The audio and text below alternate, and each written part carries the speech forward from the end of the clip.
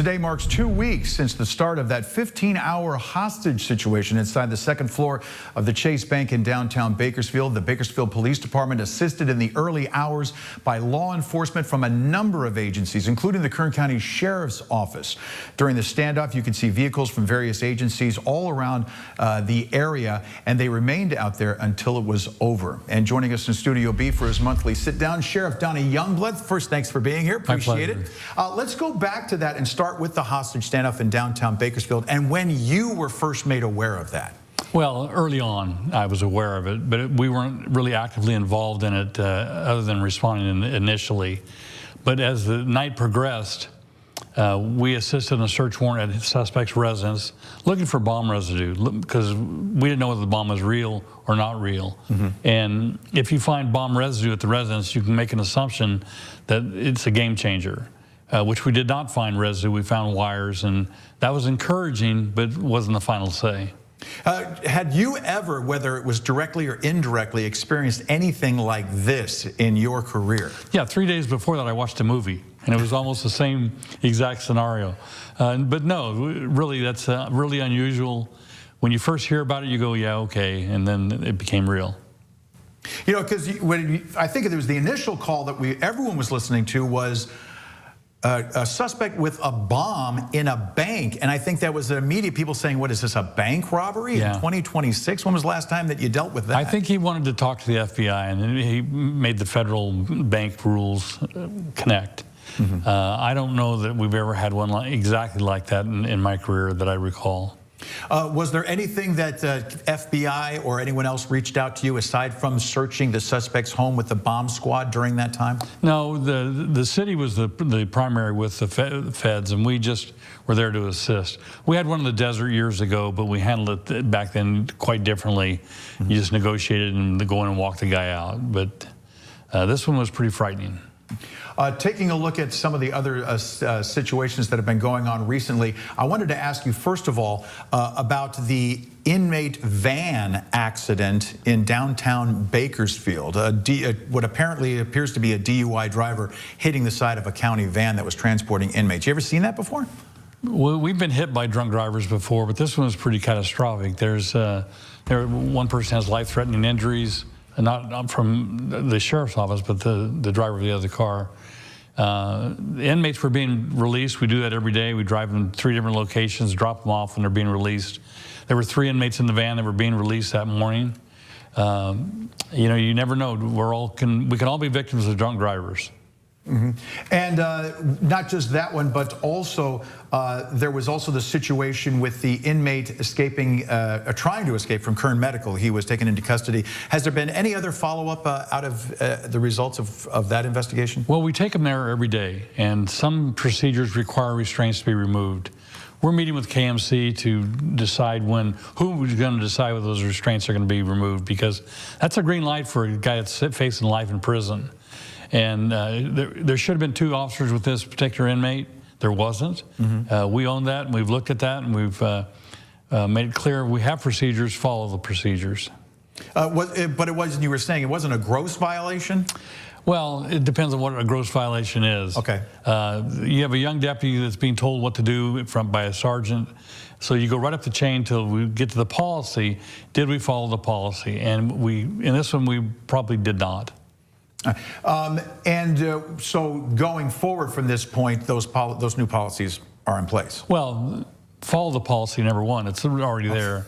If the Kern Medical Center wants restraints removed from a really bad guy, there has to be some negotiation about whether I'm going to do that or not. Okay.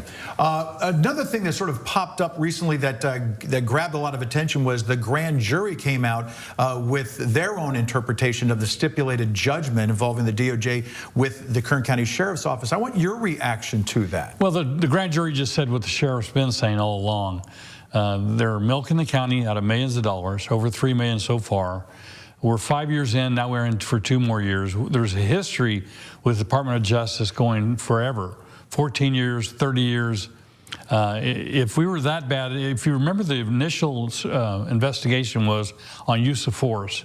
No one's been indicted. They didn't find that we violated any constitutional rights. So let's do what they want to do and have them get out of here and stop paying them for money for a monitor that we shouldn't be paying. So no plans then to go back and sort of revisit this and fight this? We have a year and a half on this one. We're going to do everything we can to satisfy the judge's order. We want to do everything we can do, and if they don't do their part, we'll again bring it up to the judge.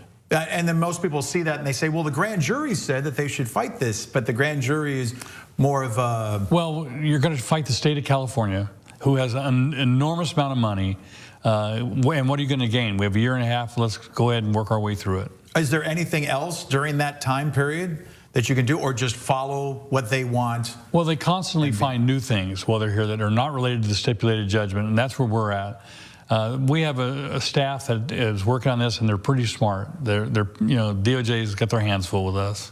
Let's also talk about, we had recently another drowning, this one involving a father who was fishing that went in. Now, so often whenever we talk about this and you have to stand before the microphones and talk about another life that's lost in the water, it's someone that's trying to swim or jumping in or whatnot. This looked like a guy who was doing everything right. The last two have been, the first one was a young man walking his dog, and his dog got swept away, and he tried to save his dog. That's tragic as it gets, and they both lost their lives. The most recent one was a fisherman who was wading in the water and got swept away.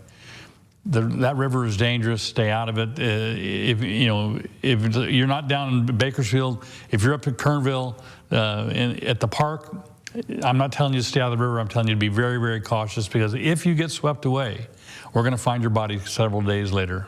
When you talk about that, as far as the dangers associated with the rivers and whatnot, and then you see some of these videos that keep getting posted on social media. Yeah, I mean, this has been going on since 1960, whatever, that we've been keeping track, and we're up to almost 400 names.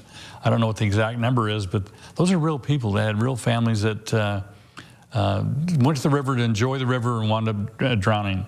Enjoy the river. We want you there. We encourage you to go there, but we do not want you in the water, in the swift water. You know, we were just talking before we came out here, and you were mentioning the staffing levels being at their highest level in quite some time. But you also said something that kind of stood out to me, that you've actually been getting some compliments. I've been getting calls for 20 years. There's not enough staff. Where's the deputies? They're not doing one. We don't ever see one. That's kind of changed now that we're up above 90%.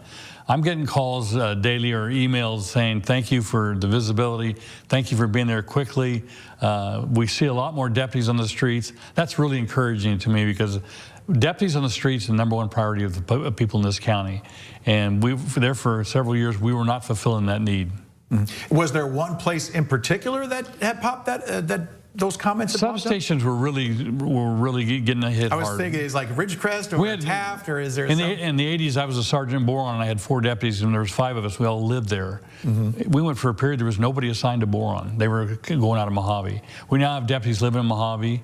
Deputies live in Roseland, deputies live in Kern Valley, Ridgecrest, and they're paid a stipend to live there. So we've been innovative in what we're doing, and it's really paying dividends. Very good. Sheriff Donny Youngblood showing up for his monthly visit. We appreciate your insight. Thank you. My pleasure. We'll be right back.